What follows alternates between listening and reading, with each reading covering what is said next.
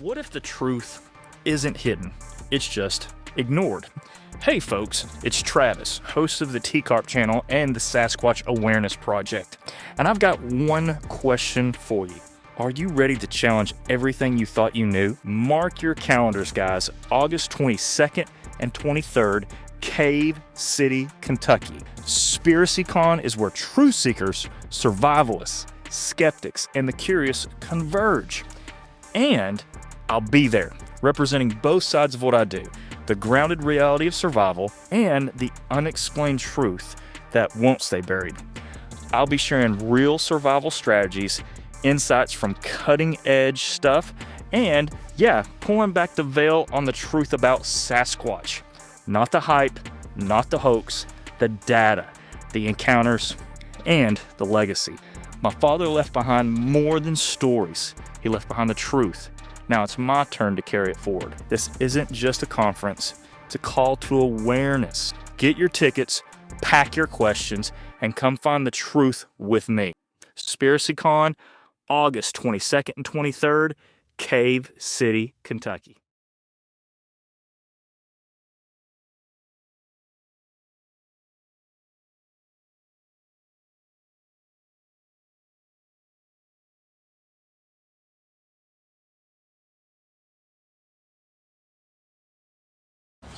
Okay, so since I posted that last video of me talking about home visitations or them visiting my house, I've got a ton of questions. So I'm going to do another video to answer the ton of questions. So basically from a period of about 2010 to about 2014, maybe 15, the Sasquatch were coming to my house on a regular basis and doing all kinds of stuff. And there was also some crazy supernatural things happening around here. Orbs, poltergeist type things, demons, whatever you want to call them, and just really weird stuff. It wasn't only the Sasquatch, it's like their visits brought like all kinds of craziness with them. So I was going to hit some of the highlights of what went on and how it went down, so kind of hopefully answer some questions. So let me get this thing off the selfie stick and I'll whoop it around and we'll do a little look around the backyard and kind of explain where it was what and what went on. Okay, so right here is where the dog food tub was, and right there is where they reach through the rails and pull it over and eat.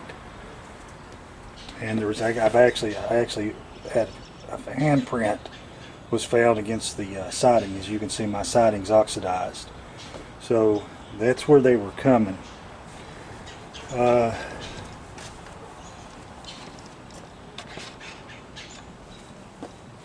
So I come off the deck trying to sow some grass seed, keep the dogs from screwing it up, which is about impossible. Under the deck here, at one time they used to lay under the deck, and there was a bean-shaped depression made right there, and this black dander, nasty black dander, began to build up. And I kept the dogs out of here, and I have a run here. And so the dogs were on the other side, and so a nasty black dander started building up there. And also during in one of the chairs one night, we'd gone in, the next morning we come back out and one of the cushions was stained with the same black dander. Now they used to tramp through here all the time. Here's where they would come up and reach on and reach through right here. Of course, I put bricks down now and trying to get grass to grow, but at the time there wasn't these bricks here, and I scratched this all up, and that's where they packed it down. I've also found footprint, single footprints. I found a footprint in this area right here, just a single one that was 11 inches. It was the front of the foot, like a He was doing a push off and going that direction, and it was 11 inches wide at the ball of the foot. Now, when all the activity was coming, the privacy fences weren't up, and so this is the tree. This neighbor here and here were having a cookout in their back, and this tree right here, and that sitting up in that tree, or holding onto the edge, and that sitting in that Y up there was a Sasquatch that jumped out of that tree and ran across that backyard. Then my other neighbor, the one that saw the Sasquatch run around her, while I'm doing this, I'm going to put my straw back where the dogs have had a good time scratching it up. I'm going to go over here. Now my neighbor over here, she's the one that called the police in that August night where the Sasquatch went around her pool. Sasquatch went around her pool, jumped over her fence, jumped over my fence, ran out my driveway. She said went right back through there. So I guess went right through there. You can see this is a 4-foot fence. You can see their backyard. This fence is old, but it's got, you know, if you get hung on that, that's going to hurt. But he came around the side of the pool, jumped there, jumped here, jumped there, went out around the Honda, and then she said kind of made a curve and went up through there. So this is my little patio. All this is new. There was, at one time, there was a large dog house here, and we had outside dogs we kept on this side. And trying to think what else happened. This is, they would come and I'd put stuff on the rails, and we try to get we try to get them to take that, and they wouldn't. Like I said, they'd come and get the dog food. There was one time that we would, this is not the same grill, but I had a grill similar. Go up here and let's look at it. Had a grill similar to this, and I would put I had a digital voice DVR, and I'd put it down in the side burner. And we'd hear noises, we'd hear the dogs bark, and then the dogs would be excited and making the noises like your dog meets when he greets somebody he knows. And then we would hear the dog food being opened.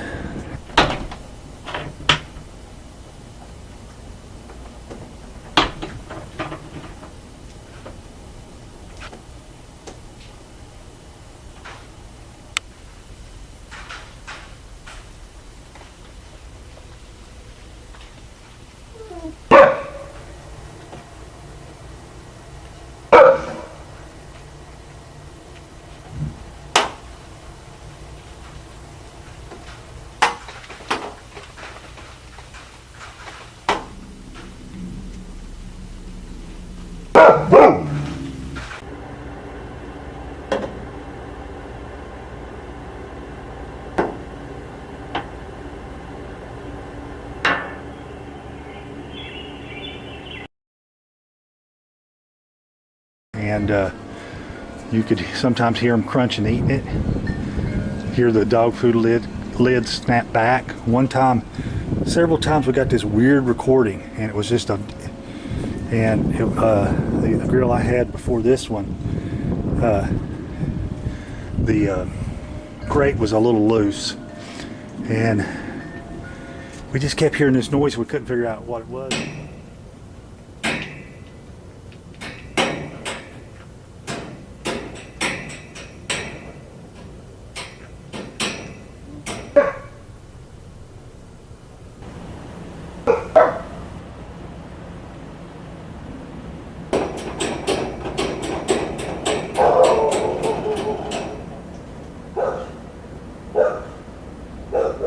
was out back cooking hamburgers. My wife was out with me, and the grill started making that noise, and she said that's the noise it makes. So we figured out that they were actually licking the grease, the hamburger grease, off my grill. So that's pretty darn crazy. Okay, so I also got the question, why didn't you put out trail cameras?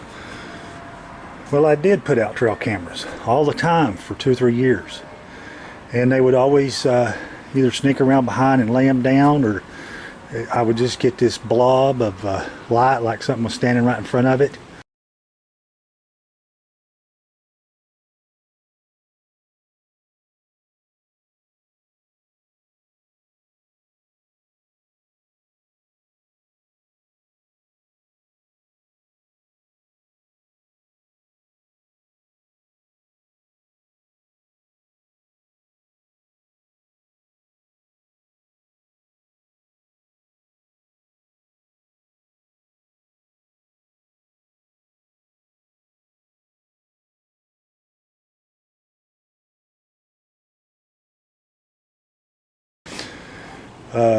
I did get some eye shine one night.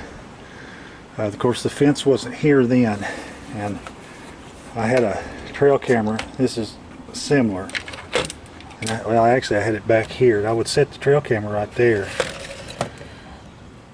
If I can get it to set up. And of course, it's not going to. This one's not going to set. Anywho, well, I'd set the trail camera right there, pointing out at an angle in the yard, and it got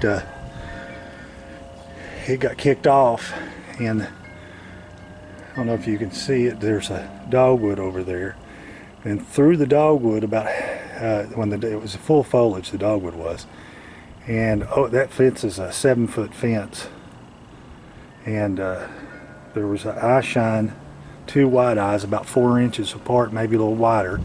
Over there, it's about the 8-foot level, and then it was a Sasquatch holding an infant, and the Sasquatch, I guess it was a female, she'd never blinked or never looked away, but the one in her arms kept turning its head, either looking at her or looking back at the camera. And then the privacy fence wasn't there, and then one of the shots, because it was on camera, it wasn't on video, and it was just taken. I think I had it set up to take 6 shots, boom, boom, boom, boom, boom, and then it would wait 3 seconds and take 6 more. And then one, while those are eye shining, there's a single eye shine in the middle of that backyard. So the infant was probably running around like a wild man.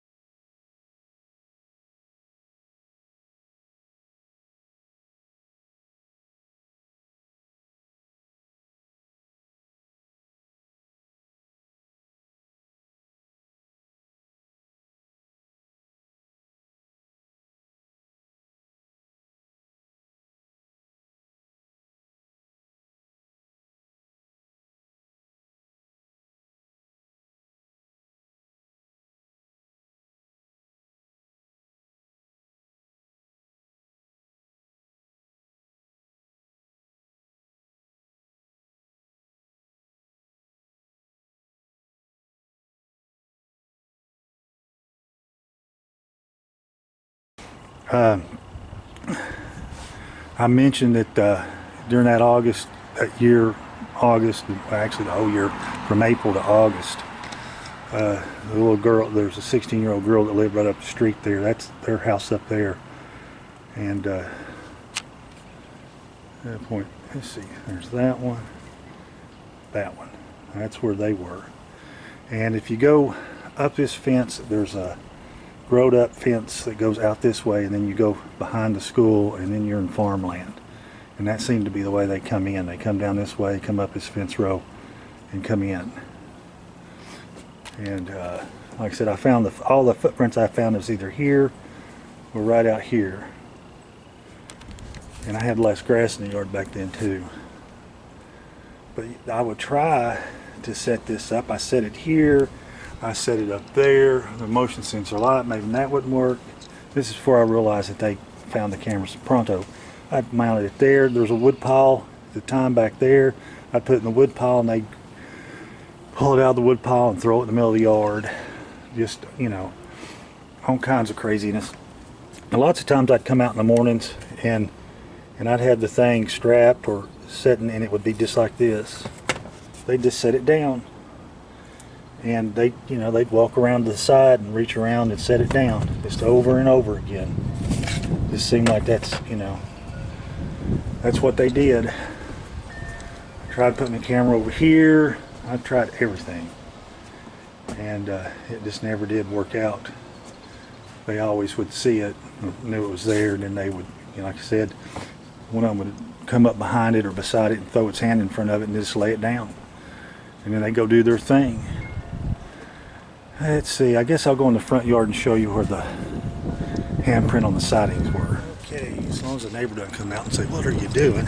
I'm going to show you where the incident happened in April. I believe it was when the two Sasquatches, one got on the other's shoulder, and they got a bird's nest down, or it actually had babies in it, and they got it down, and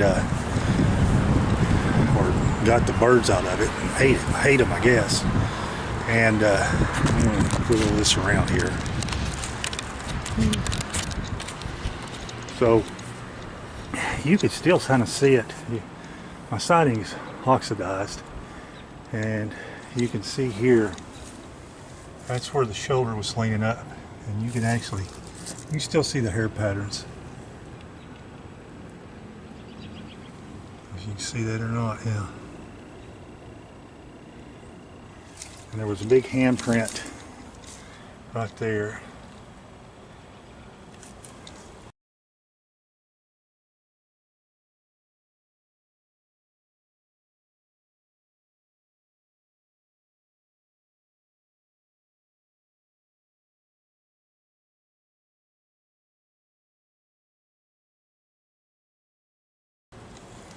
And then you can see where they scooted up, and the bird's nest was right there. And one evening it was full of little robins, and the next evening it was gone. And this is what we found. Actually, you can see the little fingers up there of the little one still there.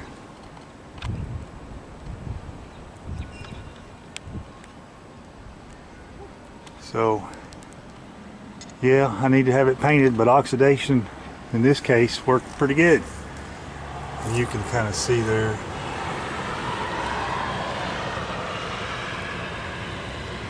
See the hair marks.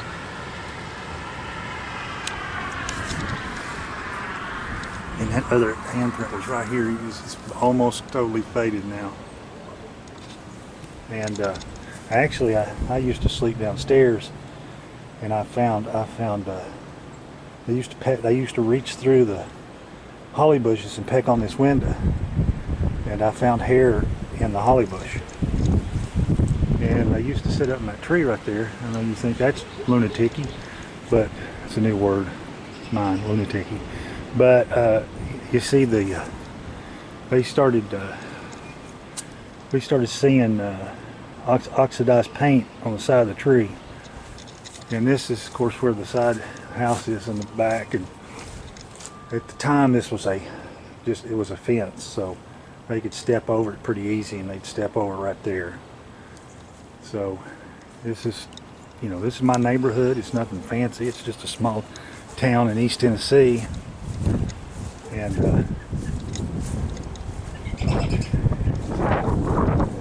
this is kind of where Bigfoot Central was. They were running up and down the roads back then.